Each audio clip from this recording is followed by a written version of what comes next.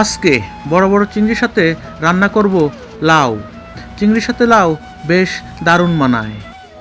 তার জন্য আমি দুটো পেঁয়াজ নিয়ে নিলাম। একটি বড় সাইজের পেঁয়াজ কুচি কুচি করে কেটে নিয়েছি এবং সেই সাথে আরেকটি ছোট সাইজের পেঁয়াজ কুচি কুচি করে কেটে নিয়েছি। ছোটোবেলায় খেতাম মায়ের হাতের দেশি চিংড়ির সাথে লাউ, যেন এক অপূর্ণ স্বাদ এখনও লেগে আছে মুখের মধ্যে। সেই আশায় আজকে আমিও লাউয়ের সাথে চিংড়ি দিয়ে রান্না করার চেষ্টা করছি।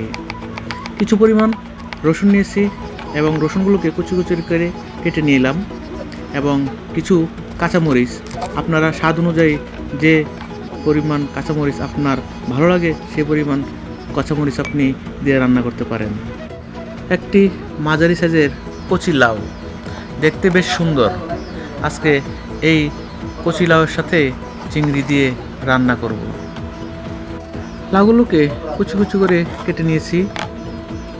পেঁয়াজ কুচি, রসুন কুচি, কাঁচামরিচ কুচি এই দিয়ে রান্না করবো আজকে লাউ চিংড়ি। ফ্রাই প্যানটা গরম হয়ে গিয়েছে, তাই আমি ফ্রাই প্যানের মধ্যে কিছুটা তেল দিয়ে নিলাম। এই তেলের মধ্যে এখন আমি এই চিংড়িগুলো ভেজে নেব। এমনভাবে ভাজবো যখন বাদামি কালার হবে তখন আমি চিংড়িগুলোকে উঠিয়ে নেব।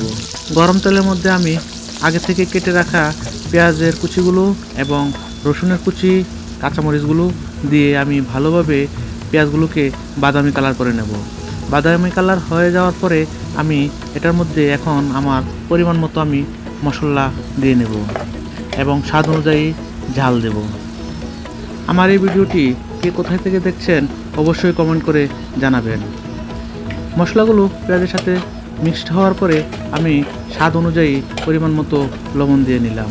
ভালোভাবে নাড়াচাড়া করতে হবে এবং যখন দেখব পেঁয়াজ থেকে তেলগুলো আলাদা হয়ে গেছে তখন আমি ওই লাউয়ের টুকরোগুলো এই তেলের মধ্যে ছেড়ে দেব।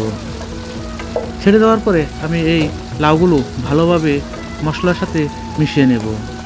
মিশিয়ে নেওয়ার পরে আমি ভালোভাবে ঢাকনা দিয়ে ঘুরে দেব, যেন ভাপ লেগে লাউগুলো তাড়াতাড়ি সিদ্ধ হয়ে যায়। এবার খুলতেই দেখি সুন্দর একটা কালার চলে আসছে।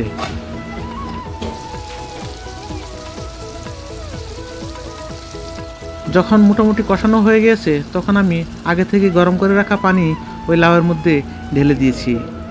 এবার পানিটা যখন একটু কমতে শুরু করেছে তখন আমি ভাজা চিংড়ি মাছগুলো এই লাউয়ের মধ্যে ঢেলে দিলাম এবং খুব ভালোভাবে চিংড়িগুলোকে লাউয়ের সাথে মিশিয়ে দিয়েছি।